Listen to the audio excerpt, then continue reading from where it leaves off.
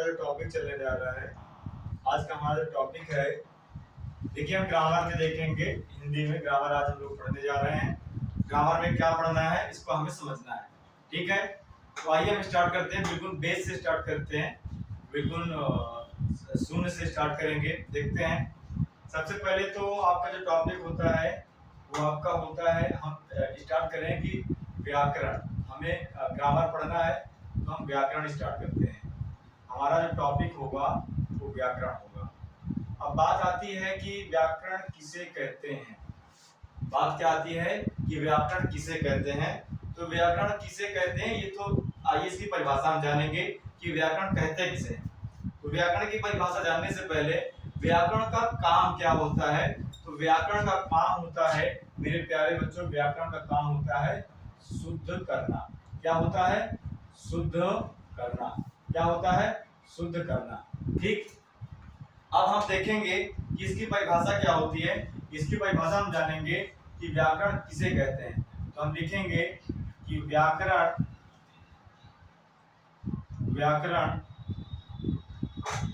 वह विद्या है, व्याकरण वह विद्या है जिसके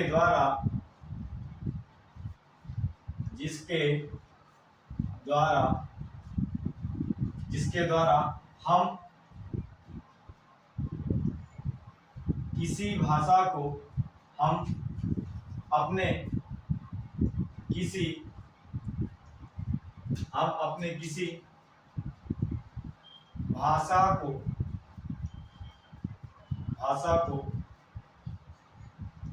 शुद्ध रूप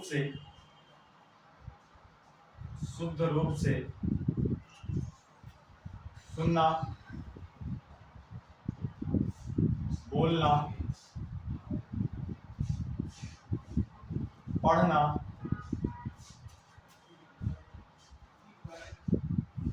एवं समझना सीख लेते हैं। समझना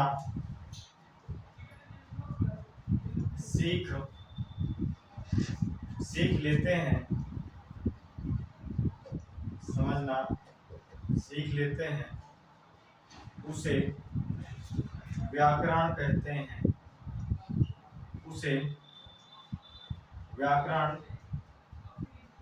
कहा जाता है या उसे व्याकरण कहते हैं।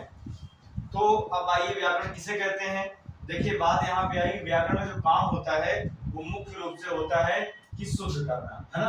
यानी व्याकरण का काम क्या होता है, तो मुख्य रूप से शुद्ध करना।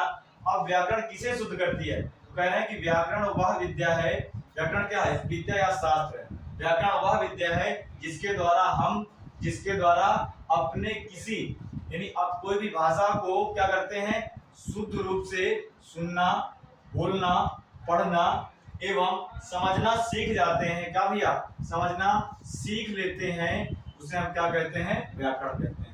यानी व्याकरण का जो काम होता है मुख्य रूप से वो होता है शुद्ध करना। तो किसके शुद्ध करने की बात कर रहा है? सुनने के तरीके को शुद्ध करने की बात कर रहा है, बोलने के तरीके को शुद्ध करने की बात कर रहा है, पढ़ने के तरीके को शुद्ध करने की बात कर रहा है और समझने के तरीके को। यानी इन बातों को जब हम सीख लेते हैं, वो किसके द्वारा सीखते हैं हम लोग? तो व्याकरण के द्वारा सीखते हैं। आइए अब देखते हैं व्याकरण के अंग। अगर हम पढ़ें कि व्याकरण के अंग कितने होते हैं। व्याकरण के अंग, व्याकरण के अंग भैया कितने होते हैं? व्याकरण के अंग होते हैं 3। ठीक है, कौन कौन से होते हैं तो हम ये देखेंगे। पहला आपका होता है वर्ण विचार,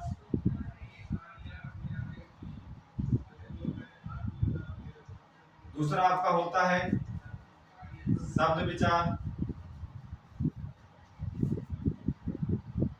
तीसरा आपका होता है वाक्य विचार,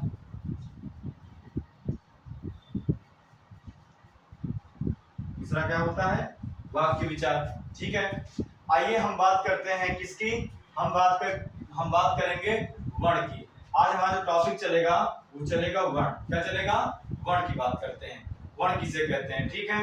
अब देखिए जो आपका वर्ण होता है किसे कहते हैं। तो आइए हमारा जो टॉपिक है वो वर्ण है। क्या भैया? वर्ण है। तो हम देखेंगे कि वर्ण किसे कहते हैं। ठीक है, अब हमारा जो टॉपिक है वर्ण है, तो पहले हम जाने कि स्टार्ट। तो अब देखिए हमारा जो टॉपिक है वो वर्ण है। हम जानेंगे पहले वर्ण किसे कहते हैं। तो यानी अगर हम कहें कि भाषा की वह इकाई जिसके टुकड़े नहीं यानी खंडन जिसके नहीं किए जा सकते हैं, उसे हम क्या कहते हैं? वर्ण कहते हैं। यानी जिनके खंडन ना किया जा सकते, भाषा की वह इकाई जिसके खंडन नहीं किए जाते हैं, उसे हम लोग वर्ण कहते हैं। यानी आइए परिभाषा देखते हैं। तो भाषा की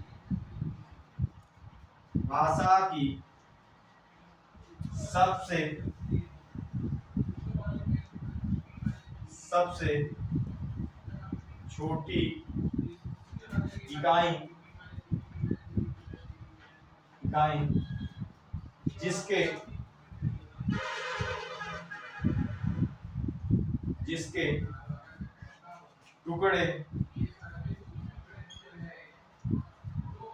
जिसके टुकड़े नहीं किए जा सकते, जिसके टुकड़े नहीं किए जा सकते,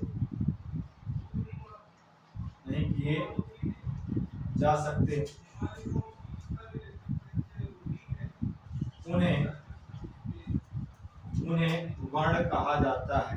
उन्हें क्या कहा जाता है भैया? उन्हें वर्ण कहा जाता है। अब देखिए यानी भाषा की क्या देखिए, भाषा की सबसे छोटी इकाई जिसके टुकड़े यानी टुकड़े का मतलब जिसके खंडन नहीं किए जा सकते, उन्हें हम क्या कहते हैं? वर्ण कहते हैं। बात क्लियर? अब देखेंगे हम लोग वर्ण के प्रकार, वर्ण के भेद कह लीजिए चाहे प्रकार कह लीजिए, वर्ण के भेद। अब हम देखेंगे वर्ण के भेद भैया। तो वर्ण के भेद कितने होते हैं? आपके दो होते हैं। पहला आपका कौन सा? पहला आपका होता है स्वर वर्ण। कौन सा होता है? स्वर वर्ण। और दूसरा आपका होता है व्यंजन वर्ण। क्या होता है भैया? दूसरा आपका होता है व्यंजन वर्ण। दूसरा आपका क्या होता है? व्यंजन वर्ण। आइए हम लोग देखेंगे कि स्वर वर्ण किसे कहते हैं। अब जो हमारा टॉपिक है वो है स्वर वर्ण। स्वर वर्ण किसे कहते हैं? ठीक, स्वर वर्ण का मतलब होता है जो स्वतंत्र होते हैं। ऐसे वर्ण जो पूर्णतः स्वतंत्र होते हैं, जिनको बोलते समय स्वतंत्रताओं का सहारा नहीं लेना पड़ता है, उसे हम लोग क्या कहते हैं? स्वर वर्ण कहते हैं। आइए हम देखते हैं, लिखेंगे जिन वर्णों का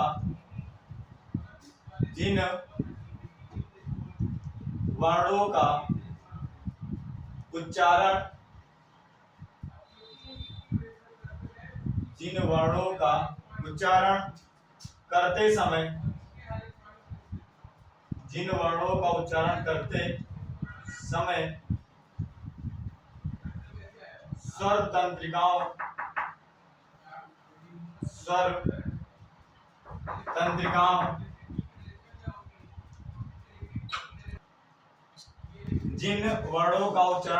समय स्वर तंत्रिकाओं जिन वर्णों का उच्चारण करते समय स्वर तंत्रिकाओं का सहारा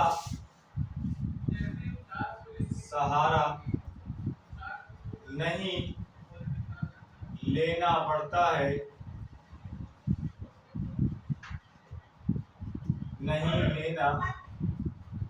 पड़ता है,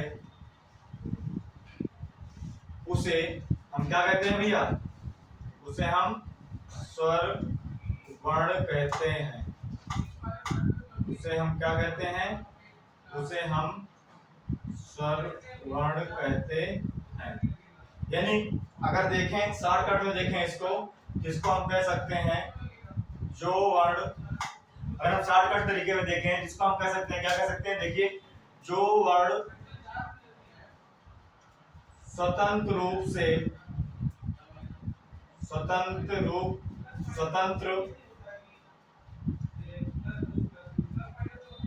से बोले जाते हैं या उच्चारित किए जाते हैं, बोले जाते हैं उन्हें स्वर वर्ण कहा जाता है या स्वर वर्ण कहते हैं। ठीक, अब आइए हम लोग देखेंगे स्वर वर्ण के भेद। क्या देखेंगे? स्वर वर्ण के भेद। स्वर वर्ण के भेद क्या देखेंगे? स्वर वर्ण के भेद कितने होते हैं? 3 होते हैं। स्वर वर्ण के भेद कितने होते हैं? 3 होते हैं। स्वर वर्ण के भेद, अब देखिए हम लोग देखेंगे स्वर वर्ण के भेद। स्वर वर्ण के कितने भेद होते हैं? 3 होते हैं भैया। अब कौन कौन से होते हैं ये हम जानेंगे।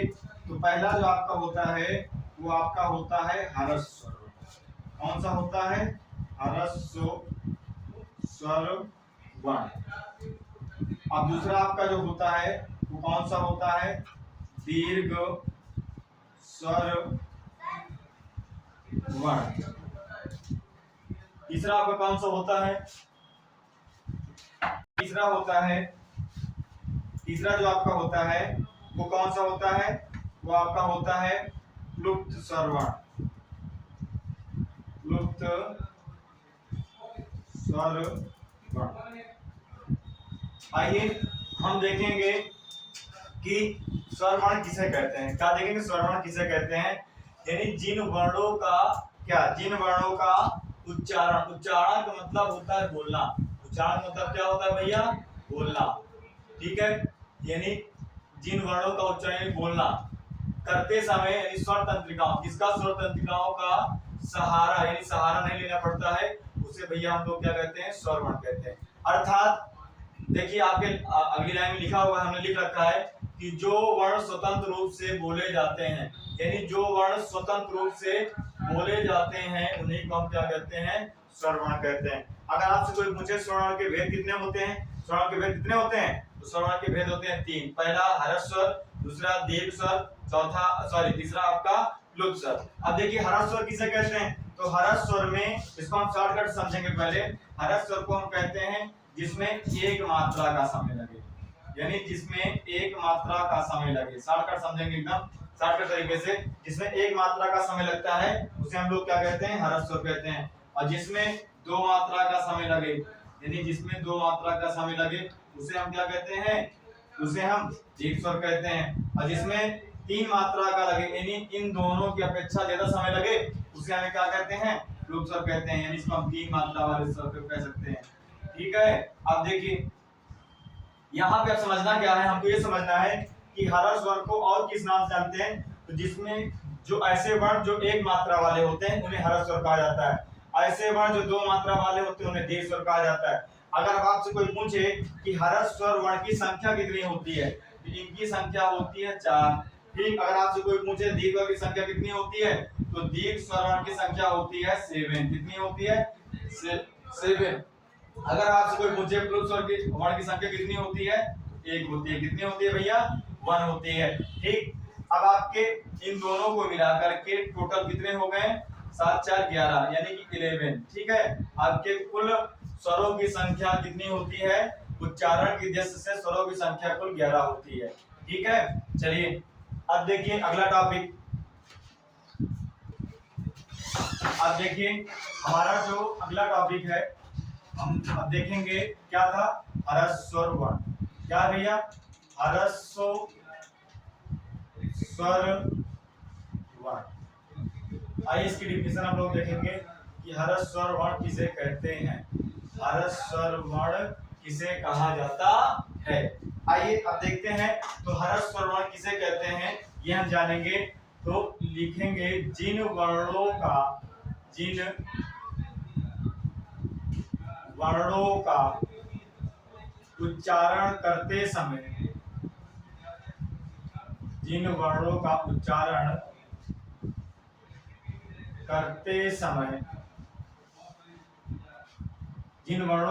करते समय एक मात्रा का समय लगता है,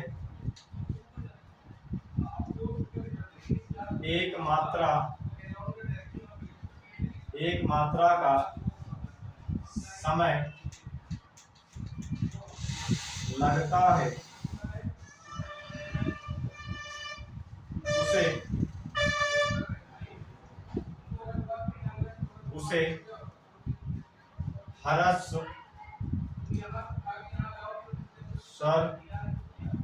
वर्ण कहते हैं। क्या कहते हैं भैया? हरस वर्ण कहते हैं। अब देखेंगे इनकी संख्या कितनी होती है? इनकी संख्या होती है 4। इनकी संख्या यानी इनकी संख्या मतलब हरस की संख्या, इनकी संख्या होती है 4। अब कौन कौन से होते हैं तो हम ये देखेंगे कौन कौन से होते हैं भैया, हम ये देखेंगे कौन कौन से होते हैं। आ, ई, उ एंड ऋषि, ये आपके चारों वर्ण क्या होते हैं? हरस वर्ण। कौन से होते हैं? हरस वर्ण होते हैं। ठीक है, अब आगे हम लोग देखेंगे अगली डिफिनेशन हमारी थी, अगला था दीर्घ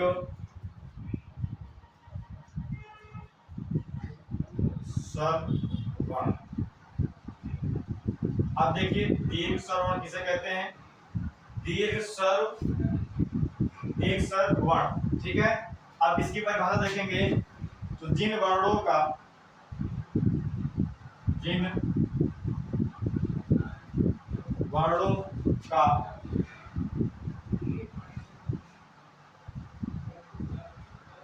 उच्चारण करते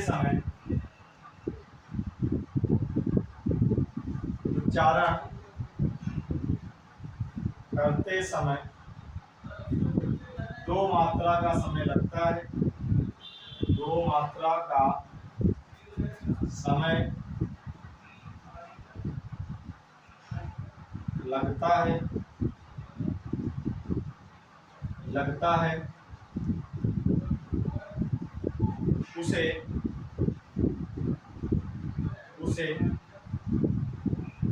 दीर्घ स्वर वर्ण कहते हैं। उसे दीर्घ स्वर वर्ण कहते हैं। अब देखेंगे इनकी संख्या कितनी होती है। इनकी संख्या देखेंगे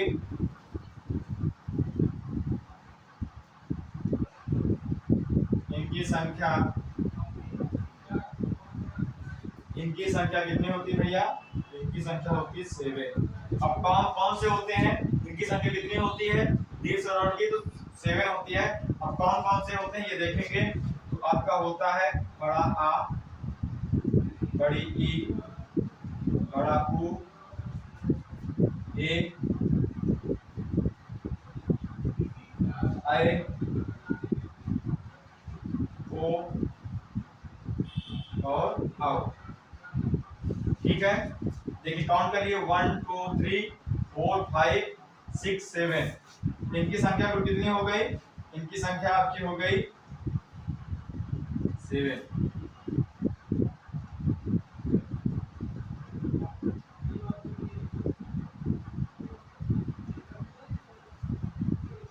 ठीक है, अब आइए हमारी जो अगली हेडिंग है वो क्या है?